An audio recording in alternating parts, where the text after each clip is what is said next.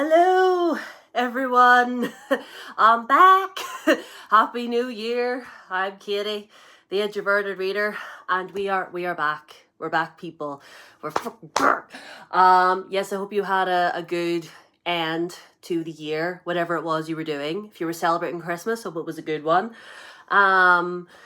Yes, but now we're into the new year now, and today's video, I was going to do my year in books video, you know, where we're talking about all the things that we read and whatever, but I just wanted to get the wrap up over and done with because I'm sick of sitting up looking at my desk and seeing those books sitting over there. Ignore the mess that's on my desk. Okay, let me just move over. Ignore that. This is better. Look at Ang. Look at him. Anyway. Anyway, so I'm going to wrap up December, and I somehow managed to read 5 books in the month of December, which is absolutely wild. Mainly because, you know, I work in hospitality, and it was the Christmas season. So the fact that I found it in me to read anything is just wonderful. So anyway, sorry about my voice, by the way. I'm getting over a cold. But anyway, so let's talk about the books that we read. So the first one I read was Silver Elite by Danny Francis. And this was actually the book club pick for the month of December. And if you want to go and watch that review and get my full thoughts and feelings on this, you can go and watch that. It's the very last video that I did a couple weeks ago. So there's that. I'll not say much about it here, you know, plot-wise or anything, because like I said, I have a review, so go watch my review if you want to know more. But what I will say is that thank God for this book, honestly, because like I said, December, it was a very hectic month. Mental health was not great. And the fact that I had this book that I could just sink my teeth into and read and just escape into was wonderful. And I tabbed and annotated, which is something that I hadn't done in a good while. And it was great. It was great. It was wonderful. So I gave this 4.5 stars. So yeah. I mean, I suppose if you wanted to round it up to a 5, but that was my level of enjoyment anyway. So go watch my review if you want to know more. The next book that I completed after Silver Elite was The Court of the Dead by Rick Riordan and Marcus Shiro. This is a special edition, by the way. Like, look at those edges. Look at the edges. It's basically the front cover, but on the sprayed edges. But anyway, so yes, Rick Riordan, we all know Uncle Rick. He's the author, creator, mastermind behind the Percyverse. And this is a book series that he's collaborated with Marcus Shiro on that centers around 2 characters from the Percyverse, Nico D'Angelo and his boyfriend Will Solace. Obviously, they're both demigods. That's really all I can say about this. I realize I'm being very vague, but you will need to have done some reading before you get into this. Like, I would say read the original series and Heroes of Olympus before you read this, and Sun and the Star as well before you get into this. So I can't say anything about the plot without spoiling everything for you, and there wouldn't be any context, you know. So but what I will say is this was so well done, because it definitely got me thinking, and I'm sure if you've read this, it probably got you thinking as well about a lot of things that are happening in the world right now, particularly in America, when it comes to immigrants. And if you've read this, you know what I'm talking about. And I thought it was done so well. Like, the way they did it was just beautiful. I will say the ending was a bit rushed. But other than that, I love this. Good solid 4 stars. It was great. Not my favorite. I definitely think I liked Sun and the Star better, but that's just me. Excuse me. I forgot to take a drink. And if you have yet to take a drink of some water, or anything for that matter, please do.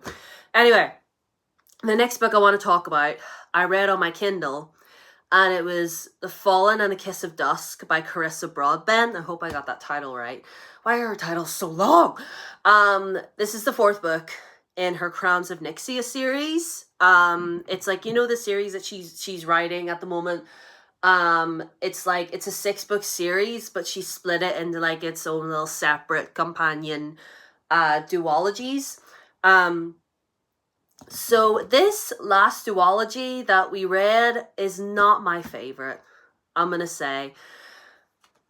This one in particular, I was bored for the most part reading this. I mean, I reread the first one, Songbird and the Heart of Stone. I reread that a while ago, and I did enjoy that I did enjoy that a little bit more after rereading it. But this one I really didn't like very much. Like, and I hate saying this. I really don't like it when a female character when I don't really like a female character in a book, but like I didn't like the female main character in this book. I'm sorry. There was just something about her. She just really annoyed me. Just the way she was getting on, and I'm like, she just frustrated me. And if I'm being honest, the ending dragged out a little bit for me in this one. I would get to the end of a chapter, and then I'd be like, okay, so this is the end, right? This is the last chapter. And then I'd be like, nope, here's another chapter. And it's like, we don't, just end it already. So yeah. I think I gave it 3 on Goodreads, but upon reflection, it's more like a 2.5. Anyway, so yeah. And I'll say as well, I don't have my Kindle. Well, you're balanced on it. But my Kindle has gone belly up. Rest in peace, my Kindle. Because the book that I just talked about was the last book I was able to read. And I've tried my utmost to try and fix the situation, my Kindle, that you are standing upon right now. But the Kindle is no more. I'll be reading ebooks on my phone for a wee while. Anyway, that's a separate little thing. But anyway, so Fallen and the Kiss of Dusk, 2.5. But anyway, the next book I want to discuss with you is one that I've been meaning to get to for a really, really, really long time. Like, since I was a kid, really long time, when I attempted to read it for the first time and I couldn't get into it. Because the movie adaptation of this book are my favorite movies of all time. You probably know where I'm going. The Fellowship. I read The Fellowship of the Ring. Finally. I completed this. Because remember when I said on my December TBR that I was like, oh, I don't have plans on finishing this. Like, I just want to get as far into it as I can. We'll see how it goes. Girl, you finished it. Little did I know. You finished it. I got the audiobook, the version of it that's narrated by Andy Serkis, who played Gollum in the movies, and he was wonderful. This audiobook was actually so good. I loved my experience reading this book. I really did. Y'all know what this is about, right? Y'all know. Like, surely everyone that follows me knows about this. But if you do not, the premise basically is it is a fantasy adventure story about this group of people. You've got some hobbits, you've got a wizard, 2 men, an elf, and a dwarf, and they all have to gather together to go on this very dangerous journey to destroy a magical ring that was created by a dark lord who wants to take over the world. That is the basic premise of the story. There's a lot more to it than that. Like, there's a lot more depth to it than that. There's all this. Because Professor Tolkien puts in a lot of mythology and history behind all the characters and everything that he creates. It was his birthday a couple days ago. Like, on January 3rd, it was Tolkien's birthday. But anyway, love this. Love this. 5 stars. Do I love it more than the movie? No. Do I love the movie more than this? No. I think both of them are great. I have the movie right here. Like, I have the extended versions of all the films right here. These are both wonderful. Yes, I understand choices had to be made for the screenplay. You know, we can't put the entirety of this into this. We'd be here for days. we'd be here for days. And I know a lot of Tolkien purists are like, but what about this, but what about that, and blah, blah, blah, blah. Like, no, we did what we had to do, okay? And I'll say as well, Tom Bombadil, I appreciate what you did, Tom. Thank you for helping out our hobbits when they needed help. But my God, he was really annoying.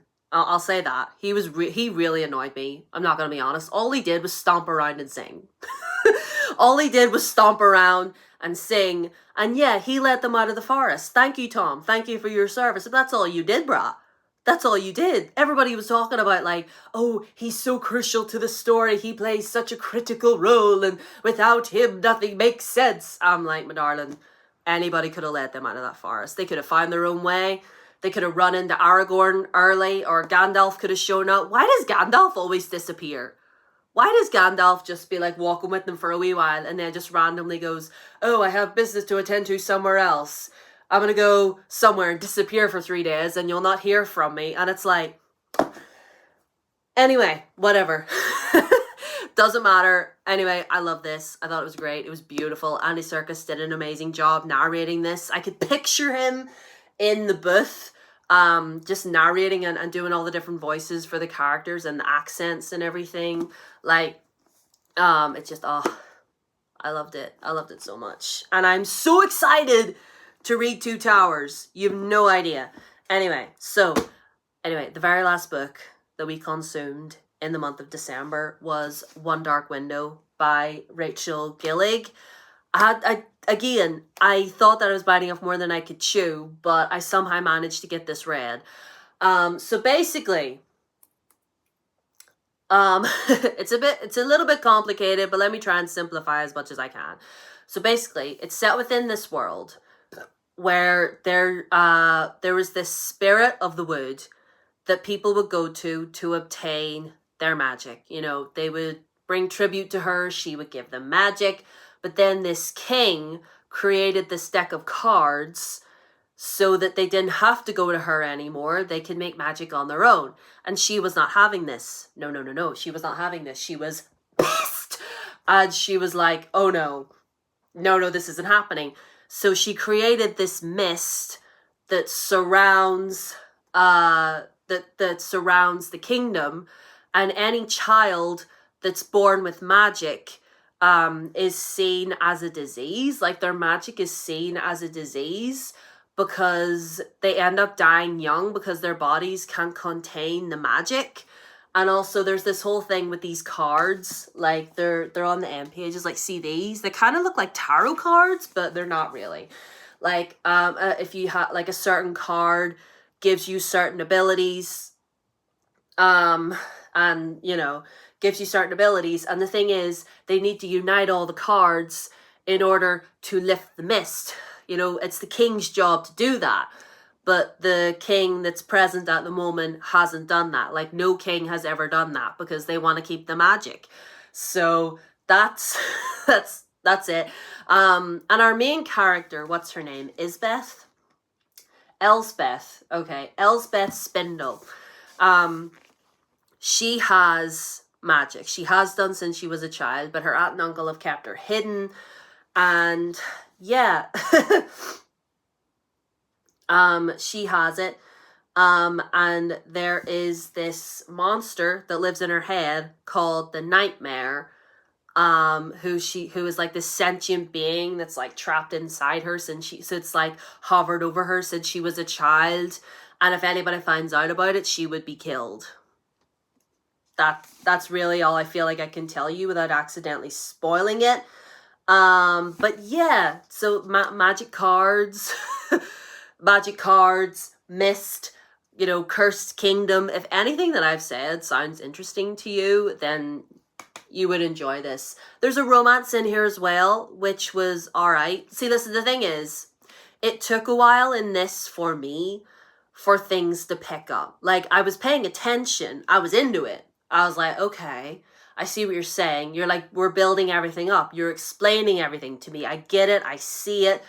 I wasn't bored, but at the same time, I was like, well, nothing's happening. I guess I'm into it. You know, I'm intrigued to see what's gonna happen. but it took, I would say, maybe getting over halfway through because it was going along like this, and then it picked up towards the end, which I really, really liked. At first I thought, oh, I'll probably give it a 3. Like, it's not great, it's not terrible, it's just somewhere in the middle, it's fine, it's whatever. I still wanted to carry on for the sequel, but the ending, like the last couple chapters of this, I was like, oh, okay.